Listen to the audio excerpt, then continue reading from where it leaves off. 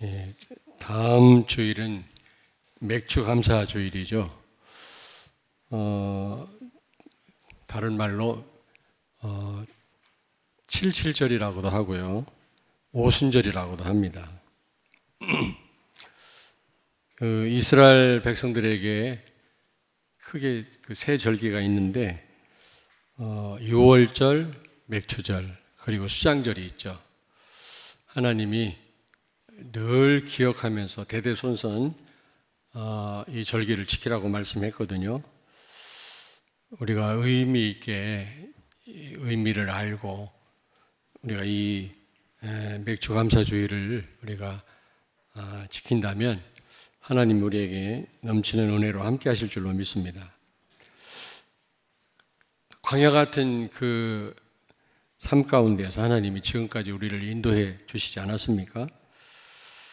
또 우리 미래를 우리가 알 수 없는데 하나님은 또 우리의 미래를 정확하게 가장 좋은 길로 인도해 주실 줄로 믿습니다.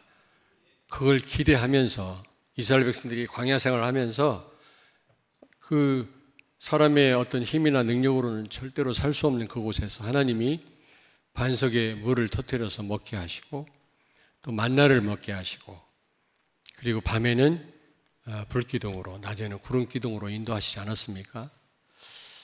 또 아말렉 군대가 쳐들어왔을 때도 싸움에서 이기게 하시고 그 삭막한 광야를 하나님이 승리하면서 걷게 하셨거든요. 그걸 감사하고 또 앞으로 남은 여정을 하나님이 완벽하게 인도해 주실 것을 기대하면서 이 절기를 지켰는데 이 맥주절이 언제 이게 성취가 됐냐면 마가다락방에서 오순절 성령 강림을 통해서 하나님은 완벽하게 기대하면서 살았던 이스라엘 백성들에게 성취시키셨습니다. 성령 충만함을 받은 그 마가다락방의 120문도가 하나님 주시는 큰 힘을 가지고 로마를 정복하지 않았습니까? 지금도 마찬가지입니다. 내 힘으로는 아무것도 할 수 없잖아요. 나 하나 주체를 못하는 우리 연약한 존재인데 하나님이 성령으로 우리를 인도해 주시고 또 성령 충만함을 주셔서 이 세계 복음하게 하실 줄로 믿습니다.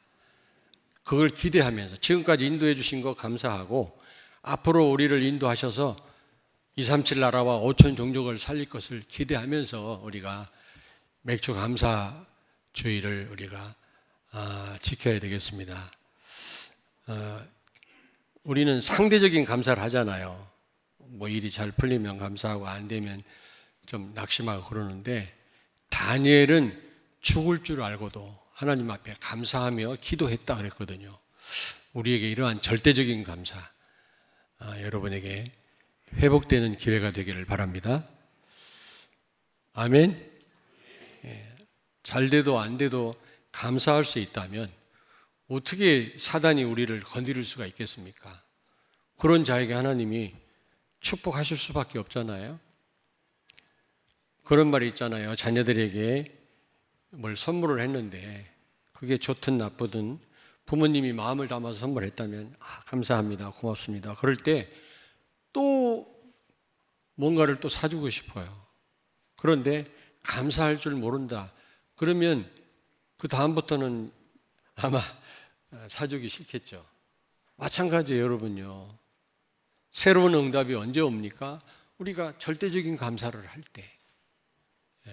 결국 우리는요, 우리의 그 목적점은 세계 복음화입니다. 결국은 천국이고 세계 복음화입니다. 그렇다면 지금 우리의 이 여정은요, 과정이거든요. 좋은 일보다 안 좋은 일이 더 많을 수도 있습니다. 그러나 우리의 결과를 안다면 우리는 감사할 것밖에 없겠죠. 아멘. 내가 성지순례 지난번 다녀오면서 그런 부분을 더 절감했다니까요. 그 카이로에서 카이로에서 홍해를 건너서 그 어디입니까? 시내산까지 가면서 7시간을 가는데 가면서 느낀 부분이 그 부분이에요. 너무 힘들었겠다. 40년을 그 광야에서 그들이 얼마나 고생을 했겠습니까? 그러나 결국에는 가나안을 정복하지 않았습니까? 그렇다면 감사할 것밖에 없다. 그런 생각이 들더라고요. 여러분, 성령께서 여러분을 지금까지 인도하셨고 앞으로 세계복음화 하기까지 여러분들을 인도해 가실 줄로 믿습니다. 그러므로 우리는 감사할 것밖에 없어요. 옆에 있는 분은 축복하세요. 감사만 합시다. 결과가 불투명하든지 어떤 우리가 그런 결과를 모른다면 우리는요 많이 갈등하고 고민해야 되겠습니다만은 불신자들처럼 우리는 분명하잖아요. 복음 가진 여러분들의 미래는 분명합니다. 그렇다면 지금 조금 힘들다 할지라도 하나님 앞에 감사해야 될 줄로 믿습니다. 이번 맥주 감사주의를 통해서 진정한 감사가 회복되기를 바랍니다. 여러분, 우리는요 많은 문제를 만나게 되는데 문제를 어떻게 보느냐, 이 보는 눈이 굉장히 필요하고 중요합니다. 왜냐하면 거기에 하나님의 큰 계획이 있거든요. 불신자들은 문제 자체지만 우리에게는 그 문제 가운데 하나님의 큰 계획이 있고요. 또 사단이요, 이 문제를 어떻게 보느냐 이걸 가지고 우리를 많이 속이거든요. 그러므로 우리는요 문제를 제대로 볼 줄 알아야 됩니다. 그런데 그걸로 또 머무르면 안 됩니다, 여러분. 그 문제를 제대로 봐야 될 뿐만 아니라 그 문제를 가지고 기도 속으로 들어가셔야 돼요. 기도로 연결하는 게 중요합니다. 그리고 오늘 여기 말씀해 보니까 빌립과 그리고 안드레, 예수님의 제자들을 통해서 우리에게 문제를 어떻게 봐야 되느냐, 어떻게 이해를 해야 되느냐를 우리에게 말씀해 주고 있고요. 또 그 문제를 그냥 잘 보는 거로 끝나지 않고 문제를 가지고 그리스도께 나아가는 기도로 연결하는 거, 이게 얼마나 중요한지를 우리에게 말씀해 주고 있거든요. 아무쪼록 오늘 말씀을 통해서 큰 깨달음과 답을 얻기를 바랍니다. 자, 빌립은요 이 베세다 출신이에요. 지금 베세다 광야에서 어린아이가 갖고 온 도시락 한 개를 가지고 2만 명을, 남자만 5천 명이라고 했는데 그때 당시는 한참 일할 수 있는 장정만 카운트를 했거든요. 어린아이와 노인들, 여자는 카운트하지 않았습니다. 그래서 남자만 5천 명이다 할 때는 한 2만 명가량 되지 않겠나.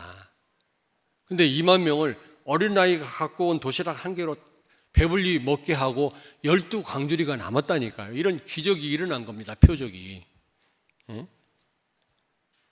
그런데 그 기적이, 오병이어 기적이 일어난 그 장소가 베세다입니다.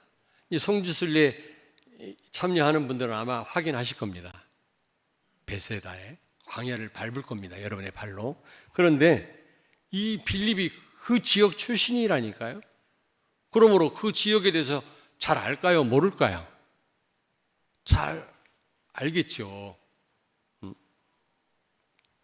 근데 바로 1월 오병이어 일어났던 그때가 언제냐면 6월절이 가까웠다 그랬거든요. 여기 4절에 보니까 마침 유대인의 명절인 6월절이 가까운지라 그랬거든요.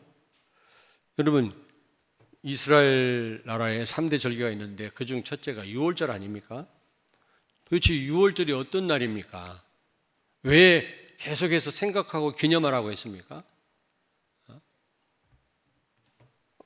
출애굽기 12장 24절에서 27절을 찾습니다.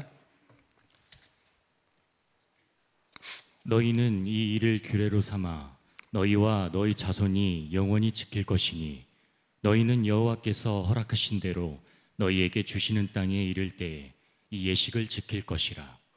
이후에 너희의 자녀가 묻기를 이 예식이 무슨 뜻이냐 하거든 너희는 이르기를 이는 여호와의 유월절 제사라.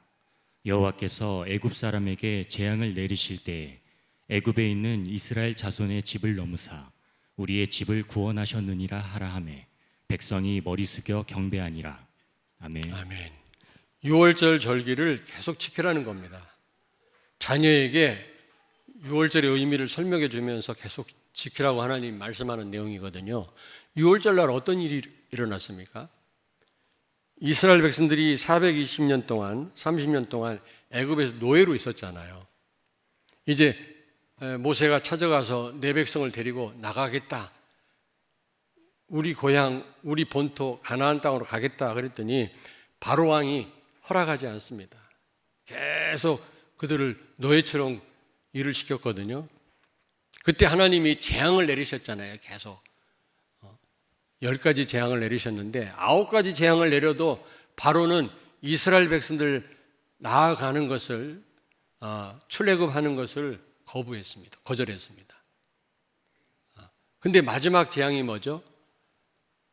이스라엘 백성들 그 집 문설주에 어린 양 피를 바른 겁니다. 애굽 사람들 집에는 피를 바르지 않았겠죠.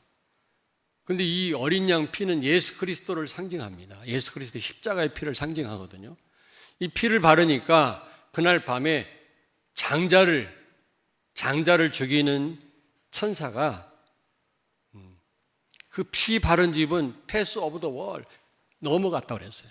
장자를 죽이지 않고 피가 없는 집에 들어가서 장자를 죽이고 그리고 첫 새끼를 다 죽였다고 그랬어요. 그러니까 그 다음날 아침 되니까 애굽 사람들 집에서는 울음바다가 된 겁니다. 장자가 다 죽었으니까요. 그때는 장자가 최고로 알았거든요. 장남을. 그러나 히브리 사람들 집 장자는 한 명도 죽지 않았습니다. 그래서 바로는 사탄을 상징하는데 이 파라오가 그런 일을 당하고 이스라엘 백성들을 나가도록 허락을 한 겁니다. 엑소더스 한 거죠. 그날을 기념하라는 겁니다. 다시 말하면 예수가 그리스도로 오셔서 우리가 절대 해결할 수 없는 이 사단을 박살내시고 지옥 가는 문제를 해결하시고 하나님 만나는 길을 여시고요. 모든 저주에서 우리를 해방시키신 줄로 믿습니다. 바로 그런 역사가 일어난 거예요. 6월절 날. 그걸 기념하라는 겁니다. 절기를 지키라는 거죠. 왜 여기 요한이 6월절을 언급을 했을까요? 이거 언급 안 하고도 얼마든지 설명할 수 있거든요. 예수가 그리스도라는 증거입니다.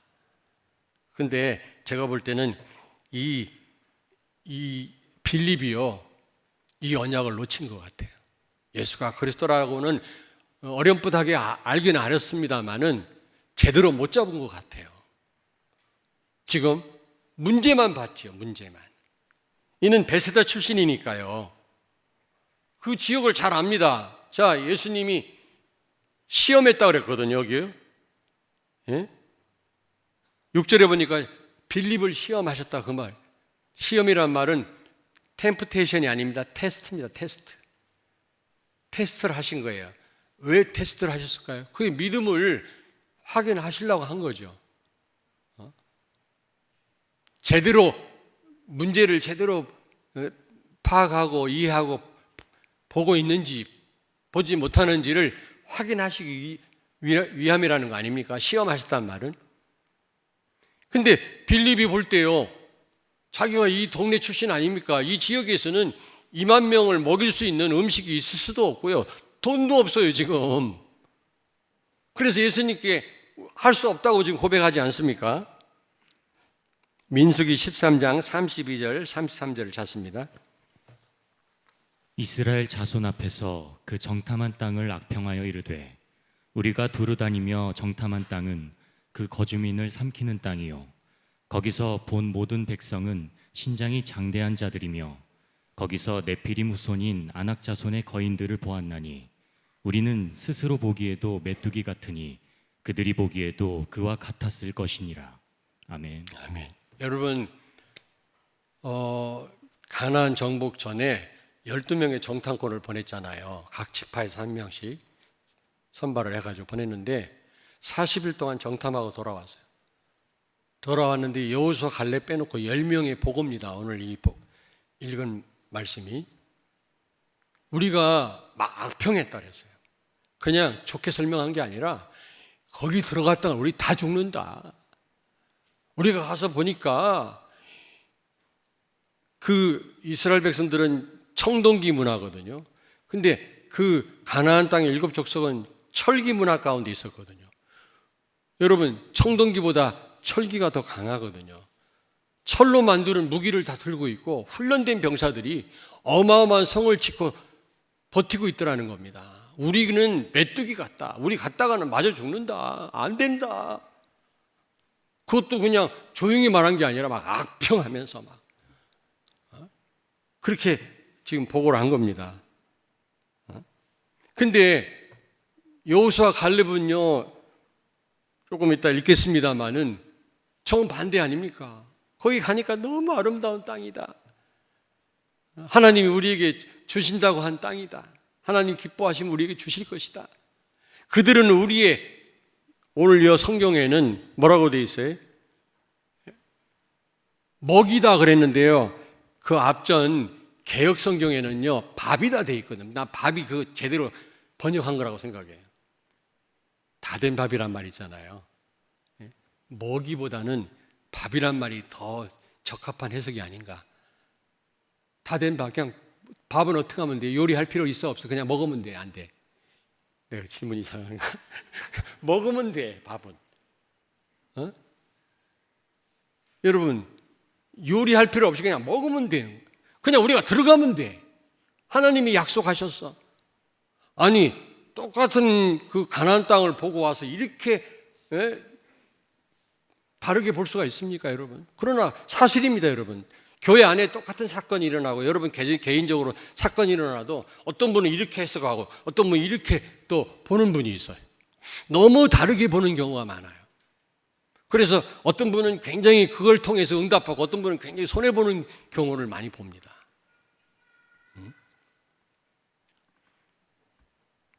근데 무엇보다 중요한 거는 문제를 제대로 봤지만 예수가 그리스도라고 하는 확신이 없었을 뿐만 아니라 빌립은 문제를 기도로 연결을 못 시킨 거 있죠.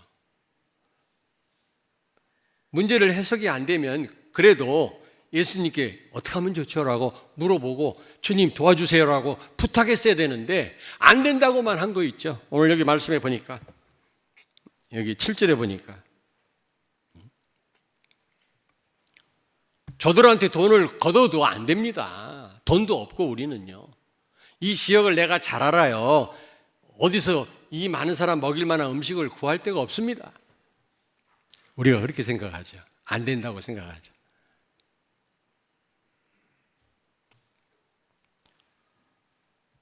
아마 하나님은 3천 제자가 우리 교회를 통해 일어나게 하시고 대전과 전 세계 난 살리실 거라는 확신을 갖고 있는데 많은 성도들은 거기에 대해서 아마 공감하지 않은 분들, 찬성하지 않은 분들도 계실 겁니다. 여러분 본인들이 잘 아시겠죠. 무엇보다 문제를 가지고 기도 속으로 들어가야 되는데 지금 빌립은 안 된다고만 생각한 겁니다. 기도로 연결을 못한 겁니다.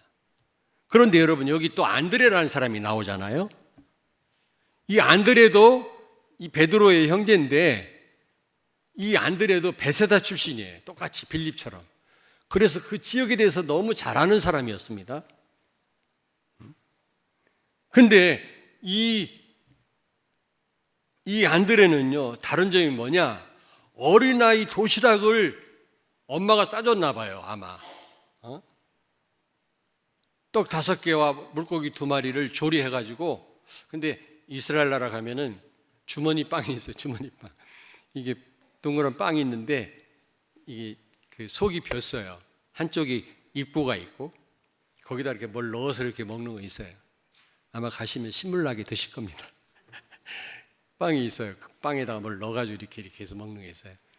아마 그 빵에다가, 그런 빵, 작은 빵에다가 아마 물고기 2마리 조리해서 아마 도시락을 싸준 것 같아요. 근데 그거를 안드레가 예수님께 들고 나갔다니까. 지금 예수님은 이 많은 사람을 어떻게 좀 먹일 수 없겠냐 그랬는데 안드레가 그거 들고 나갔을 때 주님만 드십시오라고 들고 나갔겠어요? 제가 볼 때는 그 지역 출신이기 때문에 문제를 이 빌립처럼 정확하게 알고 있었지만은 그러나 그는 예수가 그리스도라는 사실을 확신했어요. 왜냐하면 성경에 보면 메시아가 오시면 배불리 먹을 거라는 내용이 나오거든요. 포도주가 흘러 넘칠 것이요. 소선지서에 나오는데 정확하게는 기억이 안 나는데요. 메시아가 오시면 넘치도록 배불리 먹을 거라는 내용이 나와요. 그러므로 이 오병이어의 이 역사는 바로 예수님이 구약에서 말했던 그 메시아라는 겁니다. 그런 의미도 있어요. 그리고 거기에 하나님의 큰 계획이 있음을 무슨 계획인지는 정확하게는 몰랐지만 안드레는 알고 있었어요. 그러므로 그 도시락 한 개를 가지고 예수님께 나아갈 수가 있었던 겁니다. 민수기 14장 7절 8절을 찾습니다. 이스라엘 자손의 온 회중에게 말하여 이르되 우리가 두루 다니며 정탐한 땅은 심히 아름다운 땅이라. 여호와께서 우리를 기뻐하시면 우리를 그 땅으로 인도하여 들이시고 그 땅을 우리에게 주시리라. 이는 과연 젖과 꿀이 흐르는 땅이니라. 아멘. 아멘. 아니 10명의 정탐꾼은 막 악평하면서 안 된다고 우리는 메뚜기 같다라는 메뚜기 자화상을 그렸는데 지금 이 여호사 갈렙 두 사람은요 똑같은 가나안 땅을 보고 와서 뭐라고 지금 보고합니까? 심히 아름다운 땅입니다. 젖과 꿀이 흐르는 땅입니다. 젖과 꿀이 흐르는 땅은 무슨 그런 땅인가? 완전히 황량한 광야인데 저 여리고 쪽에 헬몬산 근처에 가니까 거기는 아주 그 물이요 아주 콸콸 솟아 이렇게 흘러내리고요. 그쪽에는 아주 대추 야자를 많이 키우고 비옥한 땅이더라. 그러나 그 밑으로는요 황량한 광야입니다. 근데요 예수 그리스도가 오실 땅 아닙니까? 그러니까 젖과 꿀이 흐르는 땅이라고 지금 여호수아 갈렙은 고백하는 겁니다. 아니 똑같은 문제를 가지고 어떻게 이렇게 달리 해석할 수가 있겠습니까, 여러분? 그래서 9절에 보니까 그 도시락을 이 안드레가 예수님께 들고 나갔다. 그랬더니 어떤 일이 벌어졌어요? 기적이 일어난 겁니다. 그 어린아이 갖고 온 도시락 한 개 가지고 2만 명이 먹고 12광주리가 남았다 그랬어요. 그래서 기적이란 말보다 사인, 표적이란 말을 써요. 주로 오병이어의 역사를. 왜냐? 표적이란 말은 굉장한 강한 메시지가 있다는 말입니다. 기적에도 거기 하나님 계획이 있고 메시지가 있지만 표적에는 더 강한 메시지가 있다는 의미입니다. 그 메시지가 뭘까요? 자, 조금 이따 말씀드리도록 하고요. 그럼 우리는 어떻게 해야 되겠습니까? 이게 중요합니다. 우리에게 사실적으로 적용하고 우리가 이 말씀 성취를 보는 게 더 중요하거든요. 안 그렇습니까? 문제를 제대로 보고 우리가 이해하는 거 중요합니다. 그러나 그게 내 삶 속에 적용돼야 되는 게 얼마나 더 중요합니까, 여러분? 자, 6월절의 주인공은 예수 그리스도라는 사실을 믿으시기 바랍니다. 아멘. 예수가 그리스도로 오셔서 모든 저주에서 우리를 해방시키셨어요. 죄와 마귀와 지옥의 저주 아래서 인간의 근본 문제를 십자가에서 해결하신 거 있죠. 다 이뤘다, 끝냈다 그랬어요. 여러분은 사주팔자 운명 모든 저주에서 해방된 줄로 믿습니다. 육갑이라는 게 있더라고요. 육갑 떠내 그러잖아요. 육갑, 이게 사탄의 룰이에요. 풍수지리, 토정비결. 관상은요 통계학이라고 그러다. 관상은 이게 터무니없는 건 아니라고 하더라고요. 관상은 이게 통계이기 때문에 이렇게 생긴 사람 저렇게 생긴 사람. 근데 아무리 통계지만 관상이 맞다고 생각합니까? 사람을 속이죠 그게. 예? 어떤 사람은 그 관상 전문가인데 대학교 교수예요. 근데 저 사람은 일찍 죽을 사람인데 살아서 팔팔 왔다 갔다 하거든. 너무 이상하고 불러갖고 당신은 죽을 관상인데 왜 이렇게 건강하게 살아있냐 그랬더니 나 예수 믿는 사람이라 그러더라는 거예요.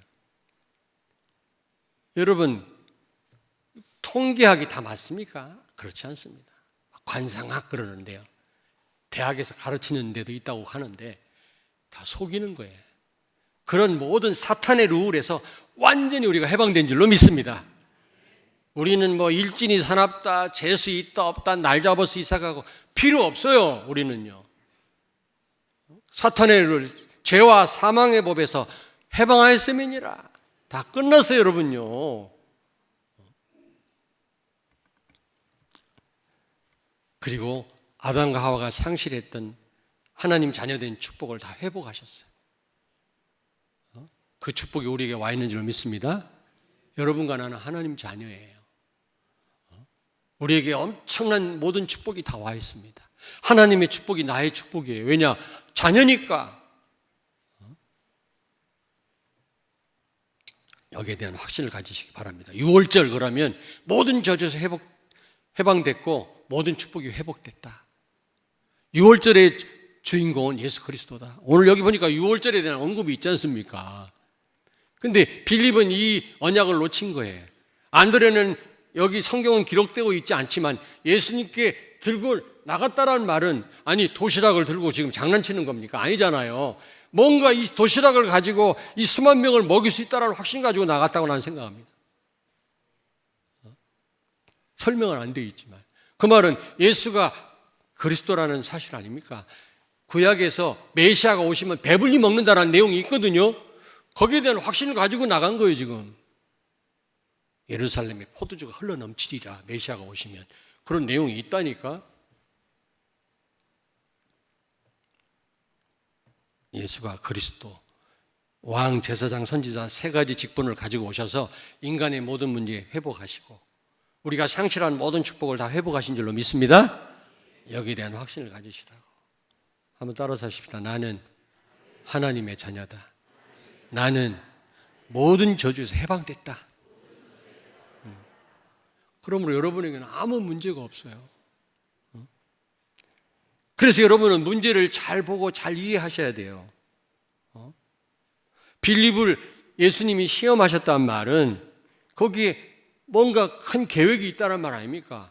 문제가 아니고 거기에 하나님의 큰 계획이 있다는 말 아닙니까? 안 그렇습니까? 마태복음 4장 1절에서 2절을 찾습니다. 그때에 예수께서 성령에게 이끌리어 마귀에게 시험을 받으러 광야로 가사 40일을 밤낮으로 금식하신 후에 줄이신지라. 아멘. 아멘. 아니, 예수님을 마귀에게 시험받게 한 분이 성령이십니다, 여러분. 하나님이 오히려 예수님을 시험하셨다니까요, 예수님을. 근데 그 시험은 훈련이고 테스트입니다. 마귀가 주는 시험은 템프테이션이라고 그래요. 유혹이라고 그러잖아요. 우리를 실패시키려고 하는. 근데 요즘에도 그 선생님이 학생들한테 시험 낼 때 그 크게 실패라고 내는 게 아니잖아요. 고통스럽게 하려고 내는 게 아니지 않습니까? 그 학생의 실력을 향상시키기 위해서.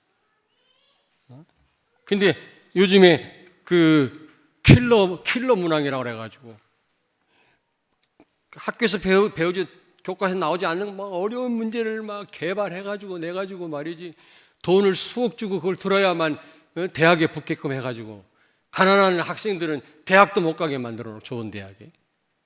요즘에 다 뭐 의대들 간다면 의대 다 대기업도 필요 없대. 이제 잘리니까 자 뭐 의대. 근데 그것도 막 킬러 문항을 만들어서 어렵게 만들, 그것만 연구하는 또 팀들이 있다네. 그래가지고 일타 강사들, 아니 일타 강사는 무조건 뭐라고 하는 게 아니라 수백억씩 번다네요. 그건 잘못된 거 아닙니까? 그 문제를 뭐 쉽게 내라는 말이 아니라 교과서에서 있는 것만 내라 이 말이에요. 얼마든지 그것도 어렵게 낼 수 있거든요.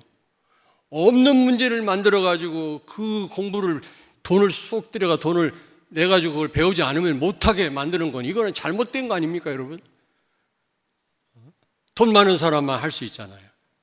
돈을 벌어도 어느 정도지 막 300억씩 막 몇백억씩 벌고 강사들이요. 150억짜리 집에 살고요. 이거 완전히 이거 해결해야 됩니다, 진짜 이거. 구석구석 해결할 일이 너무 많은 거 있죠, 지금. 젊은 사람들 그것도 모르게 헤헤거리고 다니고 껌이나 씻고 다니고 말이지. 시대를 제대로 볼 줄 알아야지 기도를 제대로 하지. 안 그래요? 그래서 그 루터가 그랬나 칼빈이 그랬나 한 손에는 루터가 그랬나 한 손에는 신문 한 손에는 성경. 시대를 제대로 보지 못하고 문제를 문제로 보지 못하고 어떻게 바른 기도가 됩니까?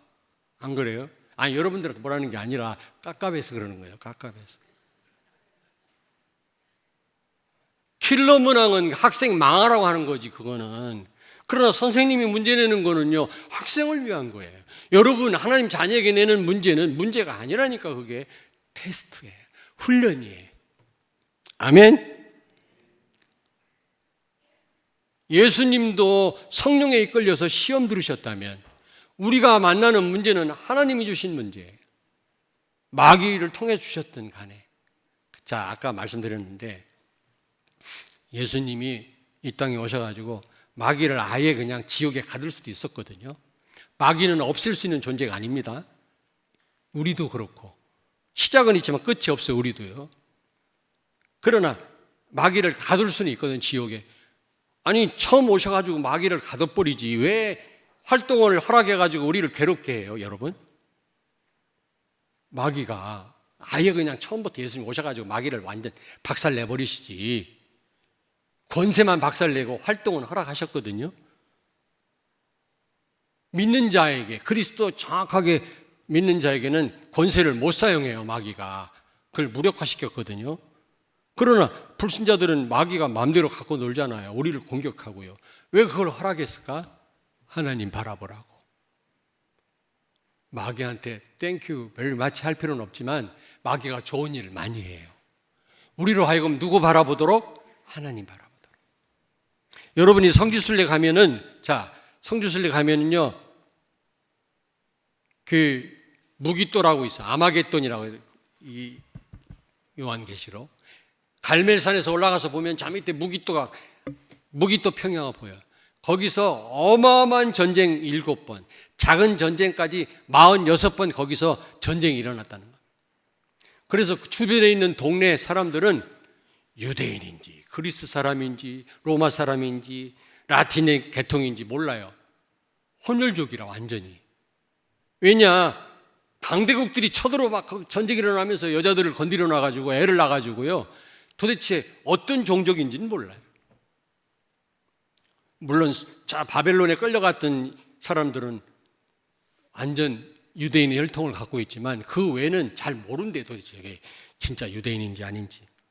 왜냐? 전쟁이 극심하게 일어났어요.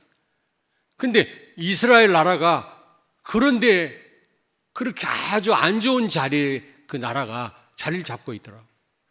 로마, 마게도니아, 사라센, 또 시리아, 아수르, 막 바벨론, 이집트 그 사이에 전쟁 날 때마다 집 밟히는 거예요. 아니 하나님의 백성을 왜 그런 곳에서 살게 했을까요? 하나님 바라보라고. 하나님 바라보라고. 하나님만 바라보면 강대국이 다 축복의 통로가 돼요. 하나님 안 바라보면 강대국한테 집 밟혔어요. 우리도 마찬가지예요. 그리스도 바라보지 않으면 사탄의 종노릇해요. 구원받아 놓고도. 그러나 우리가 진짜 그리스도 바라보면 모든 게 다 축복의 통로가 돼요. 할렐루야.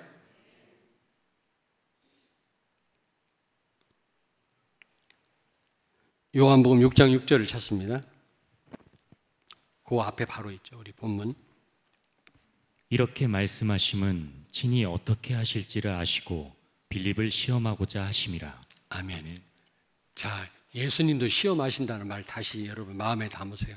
하나님도 우리를 시험하십니다. 마귀도 시험하고 마귀를 통해서도 하시고요.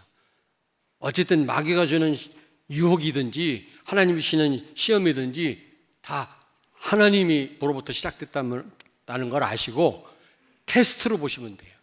훈련으로 보시면 돼요. 그래서 그 문제를 가지고 우리는 그 속에 하나님의 큰 계획이 있음을 알고 우리는 그리스도께 나아가야 되는 줄로 믿습니다. 기도로 연결해라. 기도로.